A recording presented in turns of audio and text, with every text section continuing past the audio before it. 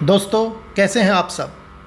मैं आपका दोस्त आंजनेय स्वागत करता हूं आपका अपने YouTube चैनल AVG TV पर। दोस्तों, आप सबको पता ही होगा कि पहला परमाणु परीक्षण प्रसिद्ध वैज्ञानिक ऑटो हान ने किया था और वे इसे करते समय काफ़ी भयभीत थे। उन्हें भय था कि अगर होने वाली चेन रिएक्शन कंट्रोल ना हो पाई तो समस्त विश्व जो परमाणुओं से बना हुआ है वो नष्ट हो जाएगा। हालांकि ऐसा नहीं हुआ और तब इस परमाणु परीक्षण की शक्ति देखकर ऑटो हान ने अपने आप को कहा विनाशकों का विनाशक, जो हमारे उपनिषदों में प्रलयंकारी भगवान शिव को माना जाता है, उन्हीं को बोला जाता है। हिरोशिमा व नागासाकी पर परमाणु बम्बों के प्रयोग से जैसा सीन बना, जैसा दृश्य उत्पन्न हुआ, जैसा लोगों ने वह अनुभव किया, वैसा ही बहुत कुछ मिलता हुआ विवरण महाभारत में प्रयोग किए गए महाविनाशकारी दिव्यास्त्रों के चलाने पर उल्लेखित है। तो क्या वाकई में वे न्यूक्लियर बम से भी महाशक्तिशाली थे? तो दोस्तों, आज मैं आपको महाभारत में उल्लेखित महारथियों के उन महाशक्तिशाली अस्त्रों के बारे में बताऊंगा जिनकी विनाशकारी शक्ति आधुनिक युग के न्यूक्लियर वेपन से सैकड़ों गुना अधिक थी।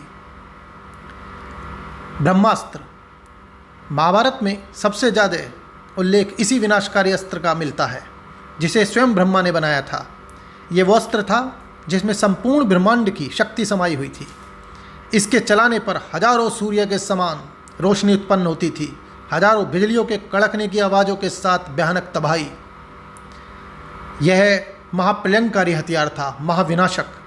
यह अस्त्र आज के परमाणु बम के समान था। सभी महारथियों के पास ब्रह्मास्त्र रहा है। यद्यपि एक बार कर्ण इसको चलाने में असमर्थ रहा, क्योंकि उसको इस चलाने की विद्या से उन्होंने वंचित कर दिया था उनके गुरु परशुराम जी ने। दूसरा महाविनाशकारी अस्त्र का जिसका वर्णन महाभारत में मिलता है दोस्तों, वह है ब्रह्माशिरास्त्र। यह ब्रह्मास्त्र से 4 गुना अधिक शक्तिशाली था। इसकी नोक ब्रह्मा के चारों सिरों का रूप थी, उनको डिपिक्ट करती थी, उनको का प्रतिरूप थी। और जब भी यह चलाया जाता था तो वो भयानक आग का गोला बनता था जो आसपास की सभी चीज़ों को नष्ट कर देता था, वाष्पीकरण में बदल देता था। हजारों उल्कापिंड गिरते थे और जिस पर भी यह चलाया जाता वह क्षेत्र बंजर हो जाता था।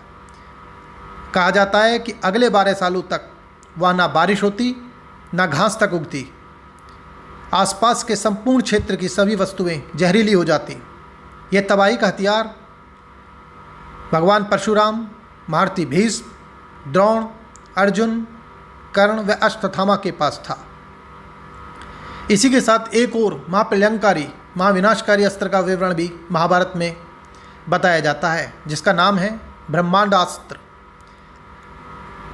जैसे ब्रह्माशिरास्त्र ब्रह्मा जी के 4 सिरों का प्रतिनिधित्व करता था, प्रतीक था, ब्रह्मांडास्त्र ब्रह्मा के 5 सिरों का प्रतिरूप था। इसका प्रयोग करने पर दोस्तों वह एनर्जी उत्पन्न होती कि महासागरों का पानी खौलने लगता और समस्त चीज़ें जलकर नष्ट हो जाती थी और यहाँ तक कि उनकी राख भी नहीं मिलती। यह अस्त्र इतना विनाशकारी था कि संपूर्ण ब्रह्मांड को नष्ट करने में यह समर्थ था। अब यह अस्त्र किन के पास था? वे महारथी हैं परशुराम, द्रोण व कर्ण। इनके पास यह अस्त्र रहा था, यह माना जाता है। अर्जुन के पास भी एक ऐसा अस्त्र था जो दूसरे महायोद्धाओं के पास नहीं था। उसका नाम है पाशुपतास्त्र। यह महाविनाशक अस्त्रों में सबसे भयानक अस्त्र माना जाता था। किसी भी प्रकार का शत्रु हो या स्थान उसे पूरी तरह से नष्ट कर दे, ऐसा इसमें सामर्थ्य था। अर्जुन ने इसे स्वयं भगवान शिव से प्राप्त किया था। हालांकि अर्जुन के महाभारत में इसका प्रयोग नहीं किए जाने को उल्लेख है। केवल अश्वत्थामा को रोकने के लिए अर्जुन इसे चलाने के लिए उद्यत हुए थे। तब स्वयं इसके महाविनाशकारी विवरण को बताकर उनको इसको चलाने से रोका गया था।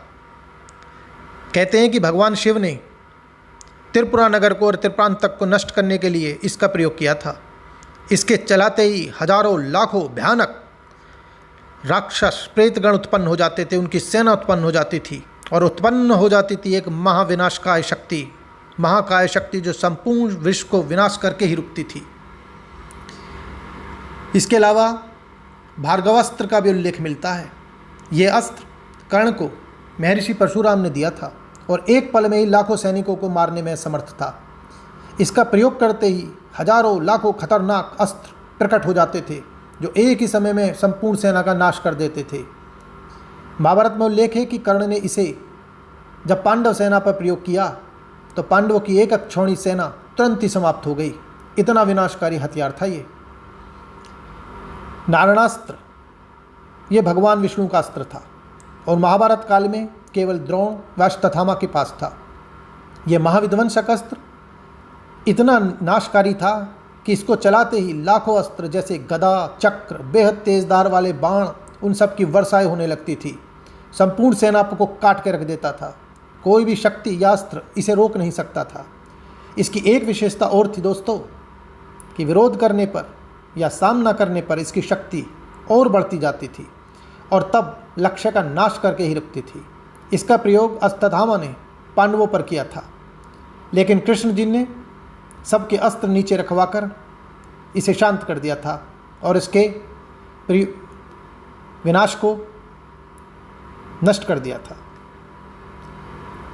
एक और अस्त्र है जिसका बार बार उल्लेख मिलता है, सुदर्शन चक्र।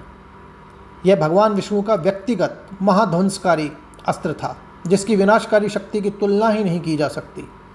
विष्णु जी के अवतार भगवान कृष्ण जी के पास भी ये अस्त्र था। जिस पर भी ये चलाया जाता उसको संसार की कोई शक्ति नहीं बचा सकती थी। वो कहीं भी छिप जाए ये उसे ढूंढकर नष्ट करके ही रुकता। कृष्ण जी ने इसका प्रयोग शिशुपाल के सर को काटने में किया गया था और शिशुपाल जहाँ भी गया वहीं उसका पीछा करते करते अस्त्र उसको नाश करके ही माना। इसके अलावा अनेकों ऐसे अस्त्र भी थे जो चलाए जाने पर शत्रु सेना का काफ़ी नुकसान कर देते और इनके बचाव के भी अस्त्र थे, अर्थात अटैक एंड एंटी अटैक प्रणाली। जैसे आग्नेयास्त्र से अग्नि के पिंड उत्पन्न हो जाते थे, वह लपटें शत्रुओं पर गिरती थी, लेकिन वरुणास्त्र जिससे पानी की बारिश हो जाती थी उसके प्रयोग से इसके नुकसान को रोका जा सकता था। इसी तरह पर्जन्यास्त्र से घने बादल घेराते थे। इसकी काट वायव्यास्त्र थी जिसकी मदद से तीव्र हवा चलाकर उन घने बादलों को बिखेरा जा सकता था। ऐसे अनेकों विवरण हैं। जब इन अस्त्रों का प्रयोग किया तो दूसरे महायोद्धा ने इन्हीं बताए हुए अस्त्रों की काट से उस अस्त्रों के विनाश को, प्रभाव को नष्ट कर दिया। इसी प्रकार नागास्त्र का प्रयोग करने पर हजारों सर्प शत्रुओं पर गिर जाते थे जिनके काटने से उनकी मृत्यु हो जाती थी, लेकिन उसकी काट थी गरुणास्त्र। गरुणास्त्र के प्रयोग से हजारों गरुण पक्षी प्रकट हो जाते थे जो सभी जानते हैं कि वो सर्प को खा लेते हैं। ये समस्त गरुण पक्षी नागास्त्र के द्वारा चलाए गए से उत्पन्न सर्पों को खाकर नागास्त्र के प्रभाव को समाप्त कर देते थे।